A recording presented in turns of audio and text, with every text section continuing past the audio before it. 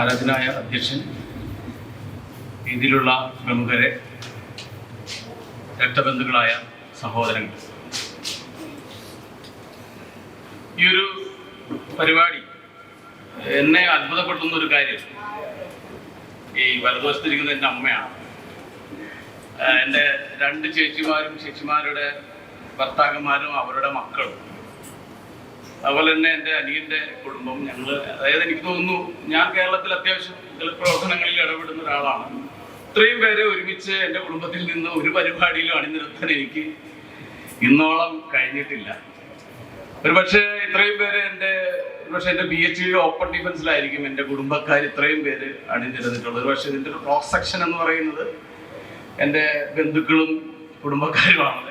എന്നെ അത്ഭുതപ്പെടുത്തുന്ന ഒരു കാര്യമാണ്. അപ്പോൾ അതിൻ്റെ ആ ഒരു സംഘടന, അതിൻ്റെ സംഘടിപ്പിക്കലിൻ്റെ ഒരു പ്രത്യേകത വലിയൊരു കാര്യമാണ് ഞാൻ കണക്കാക്കുന്നു. ആ ഒരു സംഘാടന പ്രവർത്തനത്തെ അഭിനന്ദിക്കാനാണ് ഞാൻ ഈ വേദി ഉപയോഗിക്കുന്നത്.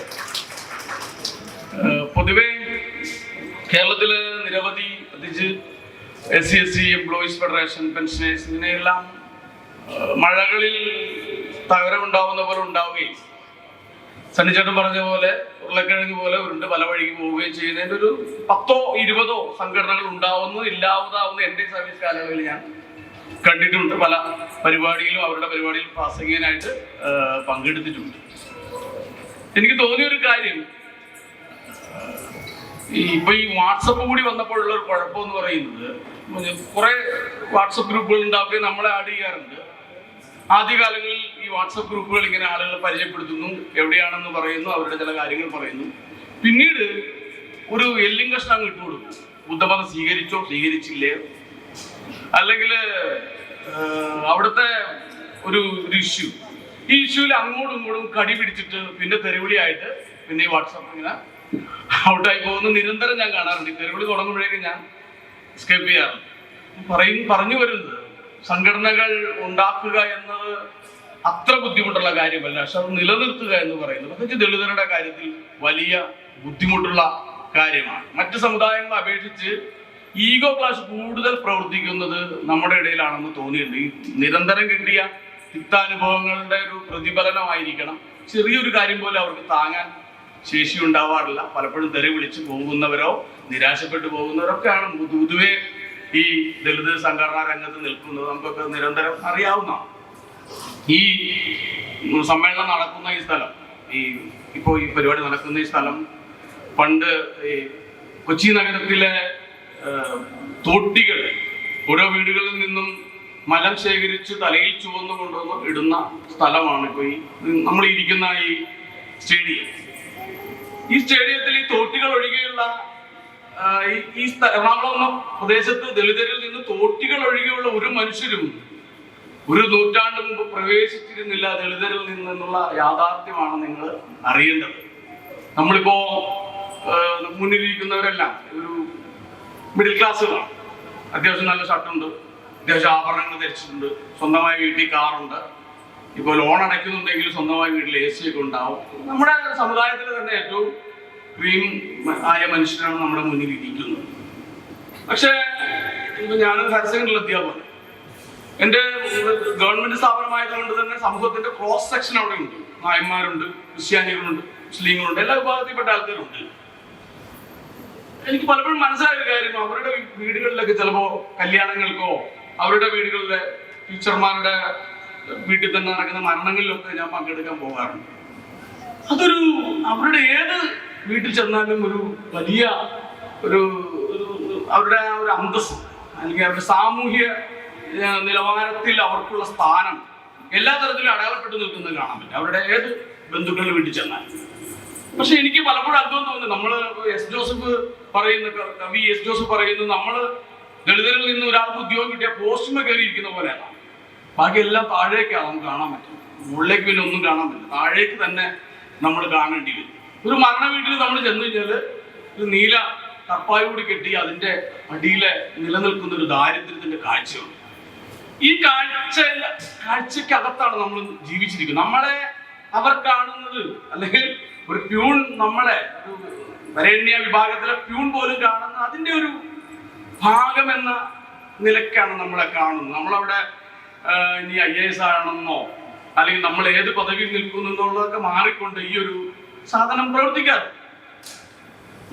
എനിക്ക് സത്യസന്ധമായി പറയാൻ കഴിയും, നമ്മുടെ ഇടയിലുള്ള ഉദ്യോഗസ്ഥന്മാർ പലരും ഒരുതരം ഉൾവലിയുന്ന മനുഷ്യന്മാരല്ല. ഞാൻ കുറെ 15 കൊല്ലമായി സർവീസിലുണ്ട്. ഒരുപാട് സ്റ്റാഫ് റൂമുകളിൽ വന്നിട്ടുണ്ട്. ഒരാളെ പോലും സംവരണ വിഷയത്തിൽ വർത്താനം പറയേണ്ടി വരുമ്പോൾ ഞാനൊരു SC ആണെന്ന് പൊതുസമൂഹത്തിൽ പറയാൻ പറ്റുന്ന ഒരാളെന്നല്ല, ഒരു 5-6 പേരെ ഒഴിച്ച് ആരെയും കണ്ടിട്ടില്ല. നമുക്കറിയാം ആരൊക്കെയാണ് ഈ സംവരണത്തിലൂടെ ജോലി കിട്ടി വന്നിട്ടുള്ളത്, നമുക്കറിയാൻ പറ്റും. പക്ഷെ അങ്ങനെ കാണുന്നത് വളരെ കുറവാണ്, പ്രത്യേകിച്ച് വിദ്യാലയങ്ങളിൽ വളരെ കുറവാണ്. ഇതിൻ്റെ ഒരു പ്രശ്നം എന്ന് തോന്നുന്നത്, ഇപ്പോ ഞാൻ ആദ്യം സൂചിപ്പിച്ചല്ലോ, ഇവിടെ ഈ ദാക്ഷായണി വേലായുധൻ നമുക്കറിയാം, ഇന്ത്യൻ ഭരണഘടനയിൽ ഒപ്പുവെച്ച കേരളത്തിൽ നിന്നുണ്ടായ പദ്ധതി.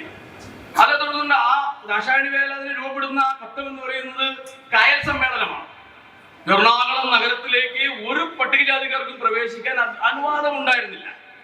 അപ്പോൾ മുളവുകാടിൽ നിന്നും അതുപോലെ തന്നെ പനമ്പുകാട്, വടുതല തുടങ്ങിയ പ്രദേശങ്ങളിൽ പണ്ഡിറ്റ് KP കറുപ്പനും അതുപോലെ PC ചാഞ്ചനും കൃഷ്ണാദി ആശാനും ഒക്കെ ചേർന്ന് കൊച്ചിക്കായൽ, അത് ഇന്ന് മഹാരാജാസ് നിലനിൽക്കുന്നതിന് തൊട്ടപ്പുറമുള്ള കൊച്ചിക്കായൽ വള്ളം കെട്ടിക്കൊണ്ട് വലിയ ഒരു സമരം നടത്തിക്കൊണ്ടാണ് കൊച്ചി നഗരത്തിലേക്ക് ദളിതരായ മനുഷ്യർക്ക് വെറുതെ ഒന്ന് കാലുകുത്താനുള്ള അവകാശം കിട്ടിയത്. അല്ലാതെ എല്ലാം ഇപ്പൊ എന്റെ അളിയനൂടെ ഉണ്ട്. മുളവുകാട് തന്നെ ജീവിച്ച പലരും മുളവുകാട് തൊട്ടടുത്തല്ലേ. ഈ മുളവുകാട് നിന്ന് എറണാകുളം നഗരത്തിൽ കാലുകുത്താതെ മരിച്ചുപോയ നമ്മുടെ അമ്മമാരും അച്ഛന്മാരും ഉണ്ട്. അത്രയും പ്രശ്നമുള്ള സ്ഥലത്തേക്കാണ് നമ്മൾ ഒന്നൊന്നായി കടന്നു വരുന്നത്. എറണാകുളം മഹാരാജാസ് കോളേജിന്റെ ചരിത്രം എടുത്ത് പരിശോധിച്ചാൽ ദാക്ഷായണി വേലായുധൻ പഠിച്ചുപോയി, KR നാരായണൻ അവിടെ നിന്ന് പഠിച്ചുപോയി. പിന്നെ ഏറ്റവും പ്രധാനപ്പെട്ട ഒരാള് CT സുകുമാർ IAS ആണ്. CT സുകുമാർ IASനെ അദ്ദേഹം കൃത്യമായി അദ്ദേഹത്തിന്റെ ഔദ്യോഗിക നടപടികൾ ചെയ്തതിന്റെ പേരിൽ കൊല ചെയ്യപ്പെട്ട IAS ഉദ്യോഗസ്ഥനാണ് CT Sukumar IAS. CT Sukumar IASനെ കൊല ചെയ്യപ്പെട്ടപ്പോൾ ആ കാര്യം CBI അന്വേഷണം എന്ന് പറഞ്ഞുകൊണ്ട് കേരളത്തിൽ 96-കളിലൊക്കെ നടത്തിയ സമരത്തിന്റെ ഭാഗമായിട്ടാണ് ഞാൻ സണ്ണിയം കവിക്കാടിനെയും KK കൊച്ചിനെയും KK ബാബുരാജ് തുടങ്ങിയ ആളുകളൊക്കെ പരിചയപ്പെടുന്നു. അതൊരു മൂവ്മെന്റിന്റെ ഭാഗമായി ഉണ്ടായി വരികയും ചരിത്രത്തിലേക്ക് അത് ഒരു വൈജ്ഞാനിക മേഖലയായി കടന്നു പോവുകയും ചെയ്തു. നിങ്ങൾ അറിയേണ്ട ഒരു കാര്യം, ഇന്നിപ്പോ നമ്മൾ എന്തൊക്കെ പ്രതിസന്ധി ഉണ്ടെങ്കിലും ഒരു വൈജ്ഞാനിക മേഖല ദളിതരെ ചുറ്റിപ്പറ്റിയാണ് നിൽക്കുന്നത്. മാർക്സിസ്റ്റ് ചിന്താ പദ്ധതി ഏതാണ്ട് അവസാനിച്ചു കേരളത്തിൽ. വർത്തമാനം പറയുമ്പോഴേ കാര്യങ്ങളിൽ നമ്മൾ ഇടപെടുമ്പോൾ വൈജ്ഞാനിക മേഖല എന്ന നിലയ്ക്ക് അംബേദ്കറിസത്തിന് വലിയ പ്രാധാന്യം കിട്ടിയിട്ടുണ്ട്. അംബേദ്കറിന്റെ പ്രാധാന്യം എന്ന് പറയുന്നത് നമ്മളൊക്കെ സണ്ണിച്ചേട്ടൻ പറയുന്നു, നമ്മൾ ഈ സാമ്പത്തിക വർഗമായിട്ട് മാത്രമാണ് ആളുകളെ കണ്ടുള്ളൂ. പക്ഷെ നമ്മൾ വേറിട്ട ഒരു സമുദായമാണെന്ന് ഡോക്ടർ BR അംബേദ്കർ നമ്മളോട് പറഞ്ഞു. നമ്മൾ വേറിട്ട ഒരു സമുദായമാണ്. ഹിന്ദു മതത്തിന്റെ ഭാഗമാണോ എന്ന് ചോദിച്ചാൽ റെക്കോർഡിക്കലായിട്ട് ഭാഗമാണ്, മറിച്ച് അതിന്റെ എല്ലാ തരത്തിലും ഭാഗമാണോ എന്ന് ചോദിച്ചാൽ സത്യത്തിലാവാൻ കഴിയാത്ത തരത്തിലാണ് ആ സാധനം നിലനിൽക്കുന്നത്. പക്ഷെ എന്നിട്ടും നമ്മുടെ ഉദ്യോഗസ്ഥർ, റിട്ടയർമെന്റ് കഴിഞ്ഞ ഒരു ഉദ്യോഗസ്ഥർ എന്താ സാധാരണ ചെയ്യുക? ഞാൻ കണ്ടിട്ടുള്ള എന്റെ ബന്ധത്തിൽപ്പെട്ട പല ഉദ്യോഗസ്ഥരും റിട്ടയർമെന്റിന്റെ ആനുകൂല്യം മുഴുവൻ എടുത്തുകൊണ്ട് ഏതൊക്കെ അമ്പലത്തിന് ചുറ്റും അതിൽ വെള്ളം കൊടുക്കുക, അല്ലെങ്കിൽ അവിടെ ഏതെങ്കിലും ഒരു ആന എഴുന്നള്ളിക്കാൻ കുറച്ച് നാശം കൊടുക്കുക. ഇങ്ങനെയൊക്കെ സമൂഹത്തിന് അന്തസ് ഉണ്ടാക്കാൻ പറ്റുമെന്ന് ഇവരിങ്ങനെ വെറുതെ വിചാരിക്കുക. സമുദായമായിട്ട് ചേർന്ന് നിൽക്കാൻ ഇവർ ഒരിക്കലും തയ്യാറല്ല. ഞാൻ ഒരുപാട് ഉദ്യോഗസ്ഥന്മാരെ കണ്ടിട്ടുണ്ട്. അവർ പറയുന്നുണ്ടല്ലോ, ഉന്നത ശ്രീകുമാർ ശരിയല്ല, ടി ബാബു ശരിയല്ല, സണ്ണിയം കവിക്കാൻ ശരിയല്ല, KK കൊച്ചി ശരിയല്ല, ആരും ശരിയല്ല, ഇവ മാത്രമേ ശരിയുള്ളൂ എന്ന് വിചാരിക്കുക. ഇവരെല്ലാം ഈ സ്റ്റേഡിയമാണല്ലോ, സ്റ്റേഡിയത്തിന്റെ മുകളിൽ നിന്ന് കളി കാണാൻ എളുപ്പമാണ്. സച്ചിൻ അല്ലെങ്കിൽ അയാളുടെ 6 അടിച്ചില്ല, ഇയാൾ 4 അടിച്ചില്ല, അയാൾ ക്യാച്ച് എടുത്ത് ശരിയല്ല, ഇവൻ ഗ്രൗണ്ടിലിറങ്ങി കളിക്കില്ല. ഇവിടെ ഇരുന്നിട്ടായി പറയുന്നത്, ഇവിടെ ഇരുന്നിട്ട് ഈ വർത്തമാനം പറയും. നമ്മുടെ ഉദ്യോഗസ്ഥന്മാരിൽ ഭൂരിഭാഗം പേര് ഇങ്ങനെ അവര് ചെയ്യുന്നത് ശരിയല്ല, ഇവര് ചെയ്യുന്നത് ശരിയല്ല, അവൻ മാത്രമാണ് ശരി. പിന്നെ വേറൊരു കാര്യം പറഞ്ഞ് അവസാനിപ്പിക്കാം, നിങ്ങൾ ഭക്ഷണം കഴിക്കായിരിക്കില്ലേ, ഈ സംഘടനകൾ വിഘടിച്ചു നിൽക്കുക. എന്താണ് സംഘടനകൾ ഒന്നാവാത്തത്? KPMS 2 ആയില്ലേ? അല്ലെങ്കിൽ മറ്റേ എന്തിനാണ് അവിടെ ഒരു സംഘടന? എന്തിനാണ് ഇവിടെ CSTS എന്ന് പറയുന്നത്? ഇവരെല്ലാം ഒന്നായിട്ട് വന്നാൽ നമുക്ക് പ്രവർത്തിക്കാം. ഇത് നടപ്പുള്ള കാര്യമാണോ? ഇവരുടെ ദോഷം, ഇവൻ പോസ്റ്റ് മോഡേണിസം കൊണ്ടും ഒരു കാര്യമില്ല. ഈ സംഘടനയ്ക്കകത്ത് തന്നെ വ്യത്യസ്ത അഭിപ്രായമുണ്ടാവും. വ്യത്യസ്ത സംഘടനകൾ ഉണ്ടാവുന്നതിൽ 2 കാര്യമുണ്ട്. ഒന്ന്, ഒരുപാട് പ്രശ്നങ്ങൾ നമ്മുടെ ഇടയിലുണ്ട്. 2, അത്രയും അഭിപ്രായങ്ങളുണ്ട്. ഈ അഭിപ്രായങ്ങൾക്കൊക്കെ വില കൊടുക്കുന്നതുകൊണ്ടാണ് വേറെ വേറെ സംഘടന ഉണ്ടാവുന്നത്. കേരളത്തിലെ മുസ്ലിം സംഘടനകൾ ഏതാണ്ട് 32ഓളം വരും. ജമാഅത്തെ ഇസ്ലാമി, സുന്നി 32ഓളം വിഭാഗങ്ങളാണ്. ക്രിസ്ത്യൻ സംഘടനകൾ എത്രയാണ്? എണ്ണമില്ലാത്തതുണ്ട്. ആറ്റിങ്കരേശ്വര്, സുറിയാനിക്കരേശ്വര്, അതൊന്നും ഒരു 10-35 വിഭാഗം വരും. എല്ലാം ശ്രീനാരായണ പ്രസാദ് തന്നെ ഒരുപാട് കഷ്ണങ്ങളുണ്ട്. ഇതൊന്നും പ്രശ്നമല്ല. നിങ്ങൾ എല്ലാവരും ഒന്നായിട്ട് വന്നാലേ ഞങ്ങൾ നിൽക്കുള്ളൂ എന്നൊക്കെ പറഞ്ഞിട്ട് ഈ എസ്കേപ്പിസം, ഒരുതരം വട്ടുപിടിക്കുന്ന എസ്കേപ്പിസം, ഇതിപ്പോ നമ്മുടെ ഇടയിൽ ഇപ്പൊ കുറവുണ്ട്. ഒരു 1ാം ഘട്ടത്തിൽ ജോലി കിട്ടിയ ഉദ്യോഗസ്ഥന്മാർ മുഴുവൻ പേർ, ഞാൻ പറയാം, എന്റെ ബന്ധത്തിൽ 2 ഡോക്ടർമാരുണ്ടായിരുന്നു. 2 ഡോക്ടർമാർ ഇപ്പൊ അവർ, ഞാൻ മിശ്രവാദിനെതിരെ 2 ഡോക്ടർമാരും ഈഴവ നഴ്സിനെ കല്യാണം കഴിച്ചത്. ഇവന്റെ ഈ പ്രശ്നത്തെ മറികടക്കാൻ അവൻ കാണിച്ചൊരു തരികിട കളിയായിരുന്നു, അല്ലാതെ പ്രണയം കൊണ്ട് വിവാഹം കഴിച്ചു. അത് അങ്ങനെ അവൻ എസ്കേപ്പ് ചെയ്യണമെന്ന് അവനങ്ങ് വിചാരിക്കുക. അതല്ലാതെ തന്നെ കുടുംബത്തിൽ നിന്നും ഒളിച്ചോടിയവരായി വല്ല കാര്യങ്ങൾക്കൊക്കെ വന്നാൽ തന്നെ ഒരു സാറ് കളി. ഞങ്ങൾക്ക് സത്യത്തിൽ ഞങ്ങളുടെ ബന്ധത്തിൽപ്പെട്ട മുഴുവൻ ഉദ്യോഗസ്ഥന്മാരോട് എനിക്ക് ദേഷ്യം. അവരങ്ങ് അനാവശ്യമായിട്ട് അങ്ങ് സാറ് കളിക്കും. നമ്മുടെ മുമ്പിൽ അവിടെ കളിക്കാൻ പറ്റാത്ത സാറ് കളി നമ്മുടെ കല്യാണ വീട്ടിൽ വന്ന് സാറ് കളിയാണ്, നമ്മുടെ മുമ്പിൽ വന്ന് സാറ് കളിയാണ്. ഇവരുടെ പ്രശ്നം എന്ന് വെച്ചാൽ സ്വന്തത്തിൽ നിന്ന് ആരെങ്കിലും ചെന്നാൽ, ഞാൻ എന്റെ കുടുംബത്തിൽ നിന്ന് ഒരുപാട് കഥകളുണ്ട്. ഇപ്പൊ ഇയാള് ഒരു ജോലിക്ക് പോയിട്ട് ഒരാഴ്ചത്തെ വീട്ടിലേക്ക് വന്നില്ല. വീട്ടിലുള്ള പാവപ്പെട്ട മനുഷ്യന്മാർ പെൻകിനൊക്കെ ഇട്ട് അവിടെ തട്ടില്ല, കയ്യിൽ കൊണ്ടുപോയി കൊടുത്ത് അന്വേഷിച്ചു. അവരുടെ ഓഫീസിൽ ചെന്നപ്പോഴേക്കും അയാളുടെ മുഴുവൻ അഭിമാനവും ചോർന്നു പോയി എന്ന് പറഞ്ഞ് പച്ച ചീത്ത വിളിച്ച ഉദ്യോഗസ്ഥന്മാരുടെ ബന്ധത്തിലുണ്ട്. ഞാൻ പറഞ്ഞു വന്നത്, 1ാം ഘട്ടത്തിൽ ജോലി കിട്ടിയ ഉദ്യോഗസ്ഥന്മാർ ആയിരുന്നു നമ്മുടെ സമൂഹത്തെ നയിക്കേണ്ടിയിരുന്നത്. പക്ഷെ ഇവരൊക്കെ 2 തരത്തിലും, ഒന്നുകൾ ഈ നിലാ കമ്മ്യൂണിസം തലക്ക് പിടിച്ചു, കമ്മ്യൂണിസം വന്ന് എല്ലാം ശരിയാകുമ്പോൾ നമ്മളായിട്ട് ഒന്നും ചെയ്യണ്ടല്ലോ, അതൊന്നും ശരിയായിക്കോളെന്ന് വിചാരിച്ച സ്വപ്നജീവികളായിരുന്നു ഒരു വിഭാഗം ഉദ്യോഗസ്ഥന്മാർ. മറ്റൊരു വിഭാഗം ഉദ്യോഗസ്ഥന്മാർ എന്ന് പറയുന്നത് ഇത് എനിക്ക് മാത്രം പറ്റുന്ന എന്തോ ആണെന്ന് വിചാരിച്ചു. സത്യത്തിൽ ഈ സംവരണം കിട്ടിയ ആൾക്കാർ അറിയേണ്ട ഒരു കാര്യം, സംവരണം എനിക്ക് ജോലി കിട്ടിയത് എനിക്ക് കിട്ടിയതല്ല, AK വാസു എന്ന് പറയുന്ന ആൾക്ക് കിട്ടിയതല്ല, എന്റെ സമുദായത്തിന് വേണ്ടി നീക്കി വെച്ചത് എനിക്ക് കിട്ടിയെന്ന് മാത്രമേ. ഇപ്പൊ ജില്ലയ്ക്ക് വേണ്ടി 10 കാർ മാറ്റി വെച്ചപ്പോൾ ഒരു കാർ ഒരാൾക്ക് കിട്ടിയെന്ന് പറഞ്ഞാൽ ജില്ലയ്ക്ക് കിട്ടിയതാണ്. എന്നപോലെ റിസർവേഷൻ എന്ന് പറയുന്ന വ്യക്തിക്കല്ല, സമുദായത്തിന് കൊടുക്കുന്നതാണ്. ഇത് വാങ്ങിയെടുത്തിട്ട് സ്വന്തം സമുദായത്തോട് ഉത്തരവാദിത്വം ഇല്ലെന്ന് മാത്രമല്ല, തിരിഞ്ഞു നിന്ന് കുഴപ്പങ്ങൾ ഉണ്ടാക്കുന്ന നിരവധി പേരെ നമുക്കറിയാം. തിരിഞ്ഞു നിന്ന് കുഴപ്പങ്ങൾ ഉണ്ടാക്കുന്ന നിരവധി പേര്. നിങ്ങൾക്ക് എല്ലാവർക്കും അറിയാം, കേരളം വികസിച്ചത് ഈ പറയുന്ന പൊതുസമൂഹമായിട്ടില്ല. കേരളം വികസിച്ചത് വ്യത്യസ്ത സാമൂഹ്യ വിഭാഗങ്ങളായിട്ടാണ്. നിങ്ങൾക്ക് എല്ലാവരും പറഞ്ഞു കഴിഞ്ഞു, ഞങ്ങളൊക്കെ അധ്യാപകരാണ്. കേരളത്തിലെ എയ്ഡഡ് വിദ്യാഭ്യാസ മേഖല മാത്രം നോക്കിയാൽ മതിയാവും എന്താണ് ഇവിടെ നടക്കുന്നത്. ഞങ്ങളൊക്കെ മാറ്റത്തിലൂടെ ഉണ്ട്. എയ്ഡഡ് ഞങ്ങൾ എറണാകുളത്ത് നോക്കിയാൽ ഈ സ്ഥാപനങ്ങളൊക്കെ ആരെ ഇപ്പൊ എറണാകുളത്ത് നിങ്ങൾ ഇവിടുന്ന് നേരെ അങ്ങോട്ട് പോവാം. ചന്ദ്രദാസ് കോളേജിന്റെ കൈവശമാണ് കുറെ സ്ഥലം ഇരിക്കുന്നത്, കത്തോലിക്ക സഭയുടെ കയ്യിലിരിക്കുന്നത്. അല്ലെങ്കിൽ ഈ നഗരസമ്പത്ത് ആരുടെ കയ്യിലിരിക്കുന്നത്? ആരെങ്കിലും അവിടെ താമസിക്കുന്നുണ്ടോ? ഈ കമ്മട്ടിപ്പാടത്ത് കുറച്ച് നമ്മളുടെ ആൾക്കാരോട്, അതും വളരെ കഷ്ടപ്പെട്ട് പുഴുക്കളെ പോലെ ജീവിക്കുന്നു ഒഴിച്ചാൽ ആരാണ് ഈ നഗരത്തിൽ ജീവിക്കുന്നത്? ഈ നഗരസമ്പത്ത് ആരുടെ കയ്യിലാണ്? ഇവിടെയുള്ള വിദ്യാലയങ്ങൾ ആരാണ് നടത്തുന്നത്? ഇതെല്ലാം സമുദായങ്ങളാണ്, പ്രത്യേകിച്ച് ക്രിസ്ത്യൻ കമ്മ്യൂണിറ്റിയാണ് നടത്തുന്നത്. ഇവിടേക്ക് നമ്മുടെ ആരെങ്കിലും പ്രവേശിപ്പിക്കുമോ? എല്ലാം നമുക്ക് ജാതി ഇല്ലെന്ന് ഇവർ പറയുന്നല്ലോ. ആരെങ്കിലും പ്രവേശിക്കുമോ? ഒരാളെ പോലും പ്രവേശിപ്പിക്കില്ല, ഒരാളെ പോലും അവര് എടുത്തിട്ടില്ല. 1.5 ലക്ഷം എയ്ഡഡ് അധ്യാപകരുള്ളതിൽ വെറും 300, ഞങ്ങൾ കണക്കെടുത്ത് സുപ്രീം കോടതി കേസ്, ഹൈക്കോടതി കേസ് തള്ളിപ്പോയിട്ട് ഇപ്പൊ സുപ്രീം കോടതി കേസ് നടക്കുന്നു. ഏതാണ്ട് 10 ലക്ഷം രൂപയോളം പിരിച്ചിട്ടാണ് ആ കേസ് നമ്മൾ മുന്നോട്ട് പോയിക്കൊണ്ടിരിക്കുന്നത്. പക്ഷെ ആരോടാണ് നമ്മൾ മുട്ടുന്നത്? നമ്മൾ ഈ 10 ലക്ഷം രൂപ പിരിക്കാൻ വേണ്ടി ഉദ്യോഗസ്ഥന്മാരെ അടുത്ത് അവര് വേണമെങ്കിൽ ആന എഴുന്നള്ളിക്കാൻ വേണമെങ്കിൽ 20,000 രൂപ കൊടുക്കും. പക്ഷെ നമ്മൾ ഈ കേസ് നടത്താൻ വേണ്ടി 5,000 രൂപ വെച്ചാൽ അവന്മാരെ പിരിച്ച് തിന്നാൻ നടക്കുക എന്ന് പറയുന്നത്. ഈ 10 ലക്ഷം രൂപ നമ്മള് കേരളത്തിലെ ഉദ്യോഗസ്ഥന്മാരായിട്ട് കളക്ട് ചെയ്ത് നമ്മൾ ആരോടാ മുട്ടുന്നത്? നമ്മൾ മുട്ടുന്നത് ഇവിടുത്തെ എയ്ഡഡ് വിദ്യാലയം നടത്തുന്ന സുറിയാനി ക്രൈസ്തവരും NSSഉം ഒക്കെ തന്നെ. ആരാ? അവർക്ക് അവരുടെ സാമ്പത്തിക ശേഷി ഈ 10 ലക്ഷം ഒന്നുമല്ല. ഒരു എയ്ഡഡ് നിയമനം കൊടുത്ത 80 ലക്ഷമാണ്. ഒരു എയ്ഡഡ് നിയമനം കോളേജിൽ കൊടുത്ത 80 ലക്ഷം രൂപ വാങ്ങും. ഈ 80 ലക്ഷം വാങ്ങിക്കൊണ്ട് നിയമിക്കുകയും സ്വന്തം ജാതിക്കാരെ തിരികെ കയറ്റുകയും ചെയ്യുന്ന ഈ എയ്ഡഡ് വിദ്യാഭ്യാസ മേഖല എന്ന് പറഞ്ഞ സാധനം നമ്മൾ വിപ്ലവമായി പറയുന്ന കമ്മ്യൂണിസ്റ്റ് പ്രസ്ഥാനത്തിന് വിദ്യാഭ്യാസ ബില്ലിലൂടെ ഉണ്ടായ സാധനമാണ്. അതുകൊണ്ട് നമ്മളിങ്ങനെ പ്രസംഗിക്കും വിപ്ലവം നടന്നു. കേരളത്തിൽ 26,000 ദളിത് കോളേജുകളുണ്ട്, 6,000 ST കോളേജുകളുണ്ട്. ഇത് ഭൂപരിഷ്കരണം നടന്നു വിപ്ലവം പ്രസംഗിക്കും. 26,000 ദളിത് കോളനികളും 6,000 ST കോളനിയും തന്നത് ഭൂപരിഷ്കരണമാണ് അല്ലേ? എന്നിട്ട് നമ്മളത് വിപ്ലവമാണ് പറഞ്ഞോളണം. ചിലർക്ക് വിപ്ലവമാണ്, പക്ഷെ നമുക്ക് വിപ്ലവമായിരുന്നില്ലെന്ന് തിരിച്ചറിയാൻ കാലങ്ങൾ വേണ്ടി വന്നതാണ്. എനിക്ക് തോന്നുന്നത് ഇനിയുള്ള തലമുറയെങ്കിലും ഇത്തരം കാര്യങ്ങൾ കണക്ക് സഹിതം പഠിക്കണം. ഇപ്പൊ എന്റെ ബന്ധത്തിലുള്ള ആളുകൾ ഇവിടെ ഇരിക്കും. എനിക്ക് മനസ്സിലായ കാര്യം, നമ്മുടെ നെക്സ്റ്റ് ജനറേഷൻ വിദ്യാഭ്യാസം ഇല്ലാത്തതുകൊണ്ടല്ല, നല്ല ജോലി കിട്ടിയ ആരും എന്റെ കുടുംബത്തിലോ എന്റെ ബന്ധത്തിലോ എന്റെ ദളിതരായ സുഹൃത്തുബലത്തിനകത്തോ ഇല്ല എന്നുള്ളതാണ്. സണ്ണിയൻ കവിക്കാട് പറഞ്ഞൊരു കാര്യമുണ്ട്, മൈഗ്രേഷനിൽ നമ്മുടെ ജനത തയ്യാറാണോ എന്ന് വെച്ച് കഴിഞ്ഞാൽ എല്ലാവരും എന്റെ അനുഭവം പറഞ്ഞു. എന്റെ അച്ഛൻ 70കളിൽ ഒരു മൈഗ്രേഷന് പോയപ്പോൾ അതുപോലെ തന്നെ ആരും അവിടെ ഇങ്ങോട്ട് മരിച്ചു, നീ പോകരുത്, എന്നെ അച്ഛനും അമ്മനും കുഴിച്ചിട്ട് പോയാൽ മതി എന്ന് പറഞ്ഞുകൊണ്ട് ഞങ്ങളുടെ അന്നത്തെ ഒരു തലമുറയ്ക്കുള്ള മൈഗ്രേഷൻ ഇല്ലാതായതാണ്. കഴിഞ്ഞ ദിവസം ആടുജീവിതം എന്ന സിനിമ കണ്ടിട്ട് വരുമ്പോൾ എന്റെ മകനോട് ഇരിപ്പുണ്ട്. സിനിമ കഴിഞ്ഞ് തിരിച്ചു വരുമ്പോ അയ്യോ പുറത്തേക്കൊന്നും പോകരുത്, ഗൾഫിൽ പോകരുത് എന്ന ഒരു സന്ദേശമാണ് ആ സിനിമ കൊടുത്തത്.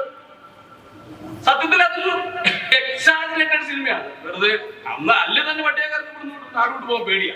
ഇതുകൂടി കണ്ടോടുകൂടി പണ്ടാറാണ് പോയിട്ടുണ്ട്. ഞാൻ അങ്ങനെ സാധനം ലേഖനം എഴുതി, ആളുകൾ മുഴുവൻ തെറി വിളിച്ചു. അങ്ങനെയൊന്നും അല്ലെന്ന് പറഞ്ഞു. എനിക്ക് മനസ്സിലായിട്ടുണ്ട്. കാരണം ഞാൻ നിങ്ങൾ എന്തുകൊണ്ട് ഗൾഫിൽ പോകാന്ന് വെച്ചോ, നീ ആടുജീവിതം വായിച്ചിട്ടില്ല എന്നോട് എന്റെ സുഹൃത്തുക്കൾ ചോദിച്ചിട്ടുണ്ട്. ആടുജീവിതം കണ്ടോടുകൂടി അല്ലേ തന്നെ പോകില്ല. ഇതോടുകൂടി പൂർത്തിയായിരുന്നൊരു ലേഖനം ഞാൻ എഴുതി. ഇത് തന്നെ ഈ അടുത്തിടെ ഈ മഞ്ഞുമ്മൽ ബോയ്സ് സിനിമ ഞാൻ അവസാനിപ്പിക്കും. മഞ്ഞുമ്മൽ ബോയ്സ് സിനിമ പുറത്തിറങ്ങി.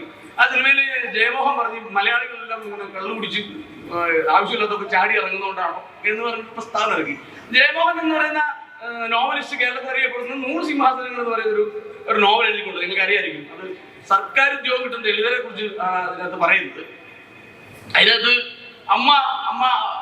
ഈ അമ്മായിയമ്മ മരുമകൾ പോരിന് പറയുന്ന ഒരു ഉയർന്ന ജാതിയിൽപ്പെട്ട ആളെ ഈ പറയുന്ന കഥാപാത്രം കല്യാണം കഴിച്ചു. അമ്മായിയമ്മ വന്ന് വഴക്കുണ്ടാക്കുന്നു. അവസാനം സ്വന്തം അമ്മയെ ഓസെടുത്ത് അടിച്ചെന്നും അമ്മ തുണി പൊക്കി കാണിച്ചെന്നും അവസാനം ഈ അമ്മായിയമ്മ ഈ മരുമകളുടെ മുമ്പിൽ പലവട്ടം മൂത്രമൊഴിച്ചു എന്നൊക്കെ പറഞ്ഞുകൊണ്ടാണ് ഈ കഥ. നിങ്ങൾ വായിച്ചത് അറിയില്ല. ഞാൻ പറഞ്ഞു ഇത് നമ്മളെ ആക്ഷേപിക്കുന്ന കഥയാണ്. ദളിത് ഉദ്യോഗസ്ഥന്മാരെന്താ മോശമാണോ? ഞാൻ അഹങ്കാരത്തോടെ പറയാം, ഈ ഹയർ സെക്കൻഡറി മലയാളം പഠിപ്പിക്കുന്നതിൽ എന്റെ അത്ര എഫിഷ്യൻസിയുള്ള ഒരാളും ഇല്ലെന്ന് എനിക്ക് ഓർമ്മിച്ച് പറയാൻ പറ്റും. ഞാൻ അത്രയും പുസ്തകങ്ങൾ വായിച്ചിട്ടുണ്ട്. മലയാളത്തെ സംബന്ധിച്ച്, ഭാഷയെ സംബന്ധിച്ച് എനിക്ക് ഈ പറയുന്ന ഹയർ സെക്കൻഡറി മലയാളം ഏത് അധ്യാപകരെക്കാൾ മുന്നിൽ തന്നെയാണെന്ന് എനിക്ക് ഉറപ്പുണ്ടെന്ന്. പിന്നെ ഇവര് വിചാരിക്കുക നമ്മൾ ജോലിക്ക് വരുമ്പോൾ നമുക്ക് എഫിഷ്യൻസി ഇല്ലെന്നുള്ള പേടി നമ്മുടെ ഒരു പേടിയില്ല. ഏറ്റവും ഭംഗിയായി കാര്യങ്ങൾ ചെയ്ത് ദളിത് ഉദ്യോഗസ്ഥർ തന്നെയാണ്. കേരളത്തിലെ ഓരോ കാര്യങ്ങളും നിങ്ങൾ IAS ലെവലിലേക്ക് എടുത്തു നോക്കിയാൽ അറിയാം. ഒരുപാട് സുഹൃത്തുക്കൾ എനിക്കുണ്ട് ആ ലെവലിൽ നിൽക്കുന്നത്. പക്ഷെ നമ്മളെ അത്തരത്തിൽ ഡീമോറലൈസ് ചെയ്യുന്ന സിനിമകളും സാഹിത്യകൃതികളുമാണ് നമ്മുടെ മുന്നിൽ ഉള്ളത്. അതല്ലാതെ വിജയിച്ച മനുഷ്യരുണ്ട്, തോറ്റവരെ മാത്രമായിട്ടല്ല നിങ്ങൾ സിനിമ കാണുന്നത്. വിജയിച്ച മനുഷ്യരുണ്ട്. ഇപ്പൊ ആയിട്ടുള്ള മായമാടമുണ്ട്, അല്ലെങ്കിൽ ഇപ്പോ ഫുട്ബോളിൽ ഒരു വലിയ ഒരു ലോകമുണ്ടാക്കിയ ആളുകളുണ്ട്, അല്ലെങ്കിൽ നമ്മുടെ ഇടയിലുള്ള എത്രയും ഉയർന്ന IAS, എത്രയും നല്ല എഴുത്തുകാരുണ്ട്, എത്രയോ പേര്. അപ്പൊ അതിന്റെ നമ്മുടെ ഇല്ലായ്മകളെ കുറിച്ച് മാത്രം പറഞ്ഞു നിൽക്കാതെ ഉള്ളായ്മയും നമ്മുടെ പ്രധാനപ്പെട്ട കാര്യമാണ്. സണ്ണിച്ചേട്ടൻ പറഞ്ഞ പോലെ ഡോക്ടർ അംബേദ്കറെ പോലുള്ള ദൈക്ഷണിക മനുഷ്യർ ഈ ലോകത്ത് വേറെ ഇല്ല. അദ്ദേഹത്തെ പോലെ അത്രയും വിദ്യാഭ്യാസം നേടിയ ആള് വേറെ ഇല്ല. ഒന്നുമില്ലായ്മയിൽ നിന്ന് പൊരുതിയ ആളാണ് അയ്യങ്കാളി. വിദ്യാഭ്യാസം ഇല്ലാത്ത മനുഷ്യനായിരുന്നു, വിദ്യാഭ്യാസത്തിന് വേണ്ടി പൊരുതി. അപ്പൊ അങ്ങനെ നമുക്ക് സണ്ണിച്ചേട്ടൻ പറഞ്ഞ പോലെ ഉള്ളായ്മകളുടെ ഒരു വലിയ ലോകമുണ്ട്. അതിനെ മുന്നോട്ട് കൊണ്ടുപോവുക. എനിക്ക് തോന്നുന്നു ഈ ഉദ്യോഗസ്ഥ രംഗത്തുള്ള ആളുകൾ കൂട്ടി പ്രകടനം നടത്താനും ഭൂസമരം നടത്താനും ഒക്കെ പോകേണ്ട ഒരു കാര്യമില്ലെന്നാണ് എനിക്ക് തോന്നുന്നത്. നമുക്ക് ചെയ്യാൻ പറ്റുന്ന ഒരു കാര്യം വെച്ചാൽ അത്യാവശ്യം സമ്പത്തുള്ളവരാണല്ലോ, അത്യാവശ്യം വലിയ സമ്പത്തുള്ളവരല്ല, സമ്പത്ത് സമാഹരിക്കുകയും വേണമെങ്കിൽ പൊയ്കലപ്പച്ചൻ പണ്ട് വാങ്ങിയിട്ട ഭൂമി ഇന്ന് അഭിമാനത്തോടെ നമ്മൾ പറയാറുണ്ട്. അയ്യങ്കാളി അവിടെ വാങ്ങിയ ഭൂമി നമ്മൾ അഭിമാനത്തോടെ ചെല്ലും. ഭൂമി വാങ്ങിയിടാൻ നമുക്ക് കഴിയണം. കാസർഗോഡ് ഞാൻ പോയി, അവിടെ NSSന്റെ ഒരു പഞ്ചായത്തിന്റെ പകുതി NSS വാങ്ങിയിട്ടിരിക്കുക. ഭൂമി വാങ്ങിയിടാൻ പറ്റണം. നമ്മുടെ തലമുറയെ ചെയ്യാൻ പറ്റും. പുതിയ ബിസിനസ്സുകൾ ചെയ്യാൻ പറ്റണം. നമ്മുടെ കുട്ടികളെ പുറത്തേക്ക് അയക്കാനുള്ള വഴികൾ കണ്ടെത്തി പിടിക്കണം. അല്ലാതെ ഇവിടെ തന്നെ അടുപ്പല് പോലെ കെട്ടിപ്പിടിച്ച് കിടന്നൊക്കെ അതിവൈകാരികത, ചീപ്പ് സെന്റിമെന്റ്സ് നമ്മുടെ സമൂഹത്തിൽ കൂടുതലാണെന്ന് എനിക്ക് തോന്നിയിട്ടുണ്ട്. മക്കളെല്ലാവരും ഇവിടെ തന്നെ ചുറ്റും തന്നെ ഉണ്ടാവണം എന്നൊക്കെ പറയുന്ന അനാവശ്യ ചീപ്പ് സെന്റിമെന്റ്സ് അത് മാറ്റണം. ഈ മൈഗ്രേഷൻ ഇല്ലാത്ത ജനതയ്ക്ക് അതിജീവിക്കാൻ കഴിയില്ല. ഞാൻ പറഞ്ഞ് അവസാനിപ്പിക്കാം. ഞാൻ എറണാകുളത്ത് നിന്ന് കാസർഗോഡേക്ക് 4 വർഷം ജോലി യാത്ര ചെയ്ത മനുഷ്യനാണ്. കോട്ടയത്തിൽ നിന്നും ഒരു 100 ബസ്സുകൾ കലൂരിൽ ടച്ച് ചെയ്ത് വടക്കൻ കേരളത്തിലേക്ക് പോകുന്നുണ്ട്. വയനാട് നിങ്ങൾ 8 മണിക്ക് ഇവിടെ ഈ ആലുവയിലൊക്കെ എറണാകുളത്തൊക്കെ നിന്ന് നിങ്ങൾക്ക് കാണാൻ പറ്റും. അഞ്ചരക്കണ്ടി, കണ്ണൂര്, തളിപ്പുറമ്പ്. ആരാണ് ഈ വണ്ടി കയറി പോകുന്നത്? സണ്ണിച്ചേട്ടൻ പറഞ്ഞ കാര്യക്കാർ തന്നെ ഞാൻ പറയുന്നത്. ആരാണ് ഈ വണ്ടി കയറി പോകുന്നത്? ഞാൻ ആ ബസ്സിൽ അങ്ങോട്ടും ഇങ്ങോട്ടും യാത്ര ചെയ്തുകൊണ്ട് എനിക്ക് അറിയാം. കോട്ടയത്തും ഈ പിറവത്തും മൂവാറ്റുപുഴയും തൊടുകയുള്ള സൂര്യാനി കേസവരാണ്. അവര് വെറും 1000 രൂപയ്ക്ക് കാസർഗോഡ് പ്രദേശത്ത് ഭൂമി കിട്ടിയപ്പോ അവർ ആ ഭൂമി മുഴുവൻ വാങ്ങിയിട്ട് നമ്മൾ ഒരു അയ്യോ റബ്ബർ നഷ്ടമാണ്, റബ്ബർ വെച്ചിട്ട് എന്ത് കാര്യം, പക്ഷെ റബ്ബർ വെട്ടിയാൽ ആ ഭൂമിയുടെ കിടക്കും. അങ്ങോട്ടും ഇങ്ങോട്ടും കയറി പോകുന്ന വാഹനമാണ്. ഞാൻ ജോലിക്ക് ഭാഗമായിട്ട് ആ വണ്ടി കയറി പോയെന്ന് വെച്ചാൽ ഒരാൾ പോലും അതിനൊപ്പമില്ല. പിന്നെ ആരെങ്കിലും ഉണ്ടെങ്കിൽ അവർ റബ്ബർ വെട്ടാൻ പോകുന്ന ആളുകളേ ഉള്ളൂ. സ്വന്തമായി ഭൂമി വാങ്ങിയവരില്ല. മൈഗ്രേഷന്റെ കാലത്ത് കൂടെ പോയി അവർക്ക് വേണ്ടി മണ്ണ് വെട്ടി അതിലുണ്ടാക്കി കൊടുത്തു എന്ന് വെച്ചാൽ ഒരു ഏക്കർ ഭൂമി വെട്ടിപ്പിടിച്ചവർ നമ്മുടെ ഇടയിൽ ആരുമില്ല. അപ്പൊ അത്തരത്തിൽ ഒരു ജനതയ്ക്ക് ഗവൺമെന്റലായ കാര്യങ്ങളെ മനസ്സിലാക്കിക്കൊണ്ട് അതിന് അവർക്കൊരു വഴി കാട്ടിക്കൊടുക്കാൻ എങ്കിലും ഉദ്യോഗസ്ഥർ കഴിയണം. നമുക്ക് സ്വജനപക്ഷപാതം ഒന്നും അങ്ങനെയും കാണിക്കാൻ പറ്റില്ല. അതൊക്കെ വെറുതെ പറഞ്ഞ നമ്മൾ സ്വജനപക്ഷപാതം കഴിച്ചാൽ വീട്ടിൽ ഇരിക്കും. KS മാധവൻ ഒരു ലേഖനം എഴുതിയിട്ട് അദ്ദേഹത്തിന് എല്ലാവരും എഴുതുന്നുണ്ട്. പക്ഷെ ഡോക്ടർ KS മാധവൻ കാലിക്കറ്റ് യൂണിവേഴ്സിറ്റിയില് ഒരു ലേഖനം, അവിടുത്തെ സംവരണ നിഷേധത്തെ സംബന്ധിച്ചൊരു ലേഖനം എഴുതി അദ്ദേഹത്തിനോട് കാരണം കാണിക്കത്തു. അപ്പൊ അതുകൊണ്ട് സ്വജനപക്ഷപാതമൊന്നും ദളിതർ അങ്ങനെ കാണിക്കണമെന്നൊന്നും ഞാൻ പറയില്ല. പക്ഷെ നമുക്ക് പറ്റുന്ന കാര്യങ്ങൾ, നമ്മുടെ അകത്ത് കിട്ടുന്ന ഇൻഫർമേഷൻസ് നമുക്ക് കൈമാറാൻ പറ്റും. ചില സംരംഭങ്ങൾ തുടങ്ങാൻ വേണ്ടി നമുക്ക് അവർക്ക് വഴി തുറന്നു കൊടുക്കാൻ പറ്റും. അല്ലെങ്കിൽ ചില ഭൂമി ലഭിക്കുന്നുണ്ടെന്ന് റവന്യൂ പറയുമ്പോൾ അവിടെ നീയും ആപ്ലിക്കേഷൻ കൊടുക്കും, നിനക്ക് അർഹതയുണ്ടെങ്കിൽ കിട്ടുമെന്ന് പറഞ്ഞു കൊടുക്കാൻ പറ്റും. പക്ഷേ ഒരു സമുദായമാണ് നമ്മളെന്ന ബോധം പരസ്പരം ഒരു താങ്ങും തണലുമായിരിക്കും. പ്രശ്നം ഉണ്ടാവും.